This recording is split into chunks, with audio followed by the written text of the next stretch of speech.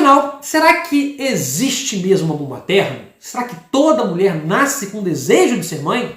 Enfim, eu sou Felício Molinari e esse é o A Filosofia Explica de hoje.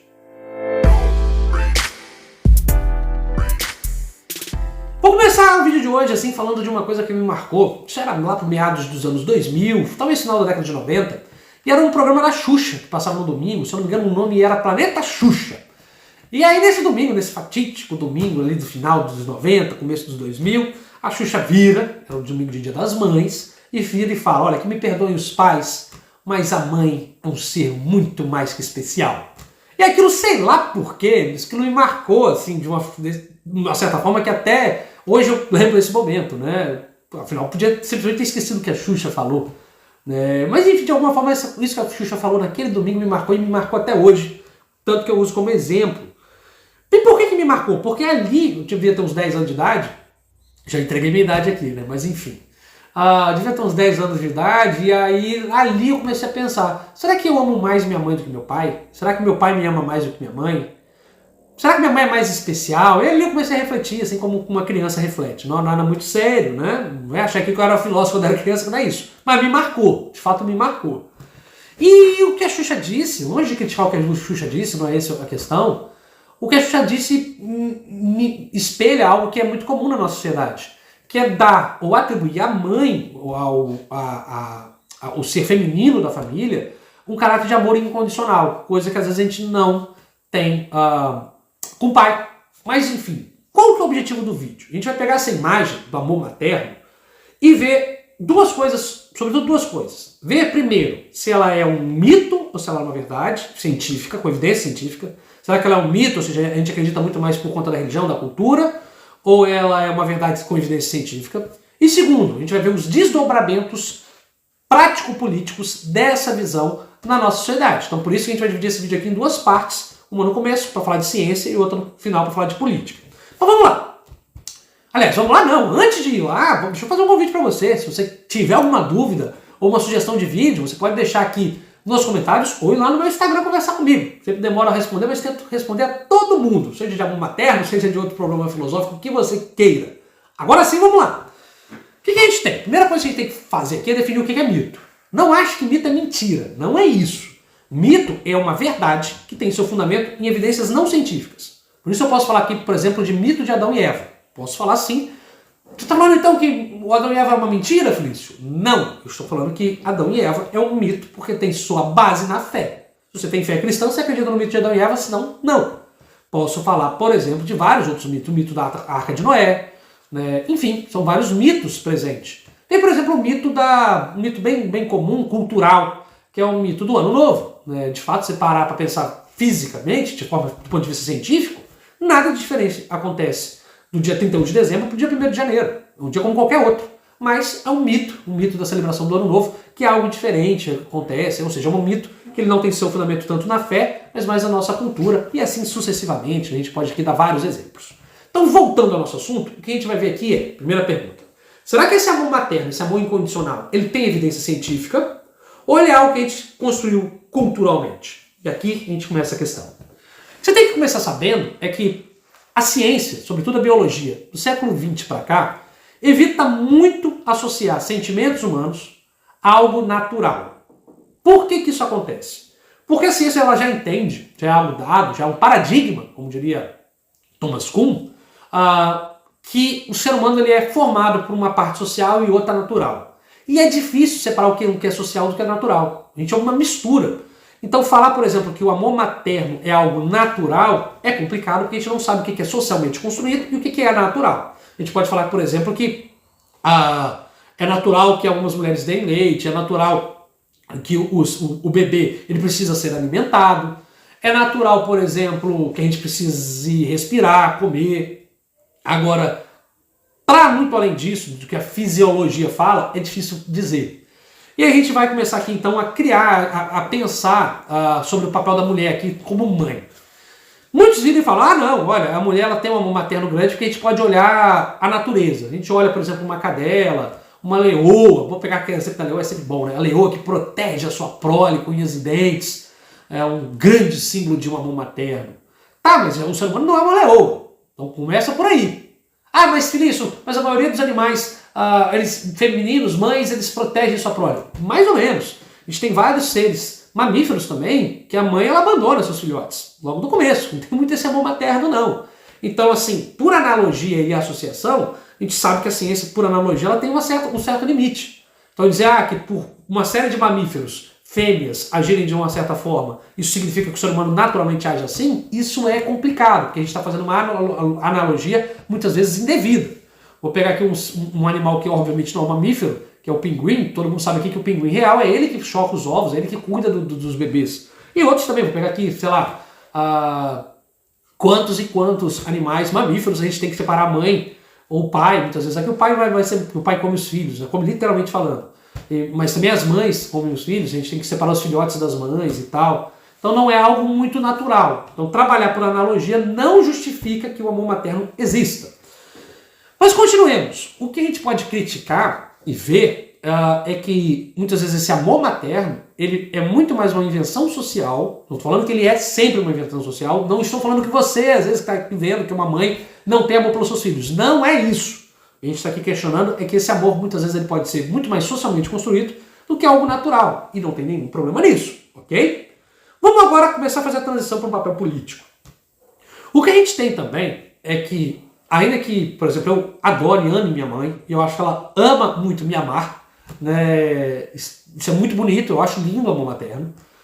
A gente tem que esse amor materno, muitas vezes, ele é usado para uma série de justificativas machistas e, sobretudo, patriarcais de estrutura de sociedade. Por que eu estou falando isso?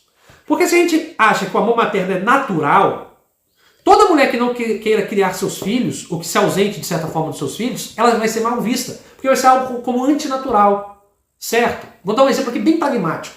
Vamos supor que um casal tem um filho, uma filha, enfim, um bebê. E aí com 3, 4 meses, o pai precisa sair para um outro estado para trabalhar, para ganhar dinheiro, sustentar a família. Honesto, justo, ele vai para sustentar a família de uma necessidade. E vai. A sociedade toda vai falar, nossa, caramba, vai ter que sair para trabalhar, que pena, vai ter que ficar longe da família, mas tudo bem, é para sustentar a família. E aí todo mundo vai criticar esse pai que saiu para sustentar os filhos. Ou o filho.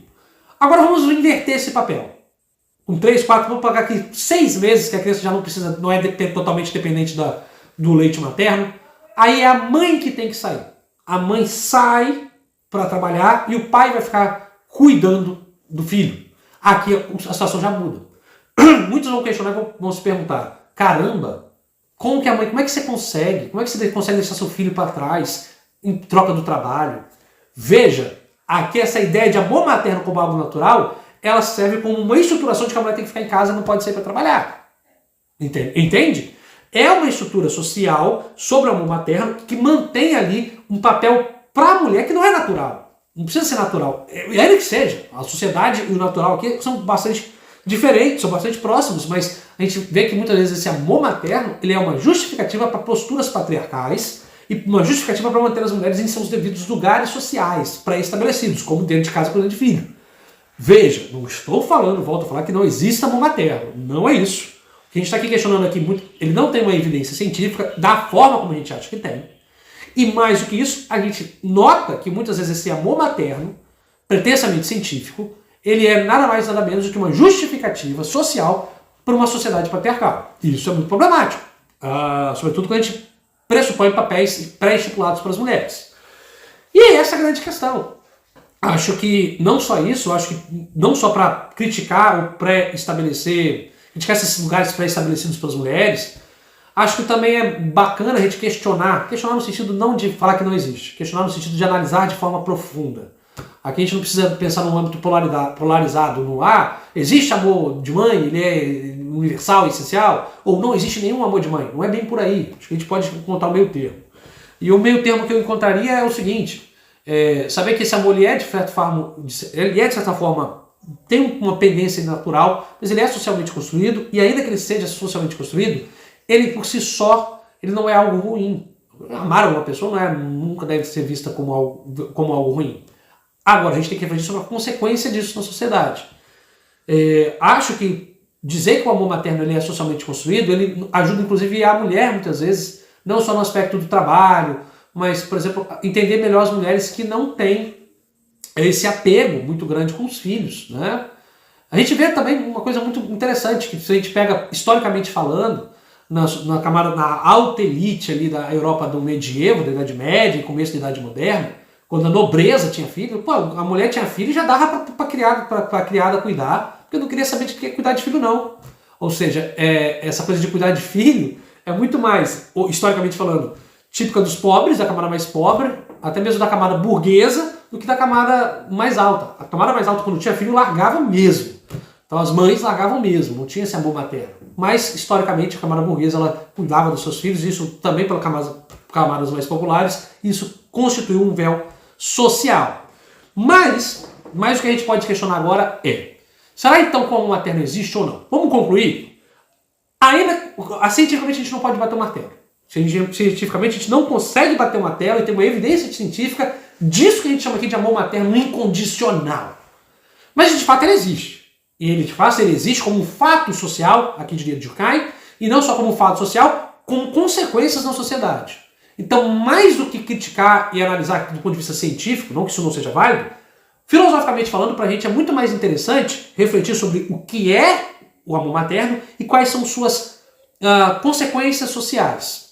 Então, desde uma mulher que tem, por exemplo, depressão pós-parto, até uma mulher que precisa sair para trabalhar e não cuida dos seus filhos, ou até mesmo uma mulher que não quer ter filho, coisa mais básica hoje no mundo, a mulher não quer ter filho, e aí até hoje parece que, nossa, você não quer ter filho, meu Deus, como assim? Como se fosse algo antinatural. Refletir sobre esse papel do feminino é muito interessante. Eu vou fazer aqui uma sugestão de livro, um livro da Elsa Dorn, Sexo, Gênero e Sexualidades. É uma introdução à teoria feminista. Acho que muita bobeira e bobagem se fala na internet sobre feminismo, feminismos, na verdade, né? E esse é um bom livro introdutório, né? Para saber dialogar melhor com essas correntes. A gente vê tanta gente criticando, por exemplo, Simone de Beauvoir, com textos e vídeos horrorosos, assim, que não dizem respeito à obra dela. E se tem uma coisa que eu sempre pressuponho aqui no canal, eu acho que você já deve ter percebido, é que o conhecimento nunca é demais. Então vamos ler, vamos nos aprofundar, até mesmo para criticar. Então se você está aqui e quer criticar o feminismo, por que não? Porque a gente está falando de filosofia, pode criticar o feminismo, mas óbvio que a crítica tem que ser honesta e para criticar a gente tem que entender primeiro. Então tá aqui uma sugestão de livro, vou deixar aqui, um livro que não é caro, uma baita introdução em português, a gente tem muita introdução boa do feminismo, ao feminismo. Em inglês, essa é uma das melhores em português, então vou deixar o link aqui na descrição. E aí, enfim, uma boa leitura, eu acho. Não precisa porque você é homem que você não vai ler a teoria feminista, pelo amor de Deus, né? Conhecimento ele tá aí para ser estudado, até mesmo para você saber melhor, custa nada, né? E é isso, se você gostou desse vídeo, esqueça de deixar aqui seu like e se inscrever no canal para ajudar a gente aqui a sempre manter esse canal de pé na divulgação filosófica. E eu espero, de fundo do meu coração, que você tenha gostado. E te vejo na próxima semana, daqui a outro vídeo, com mais vídeos. Toda semana a gente aparece aqui com 2 vídeos novos para você. É isso, espero que você tenha gostado. Tchau, tchau, até a próxima.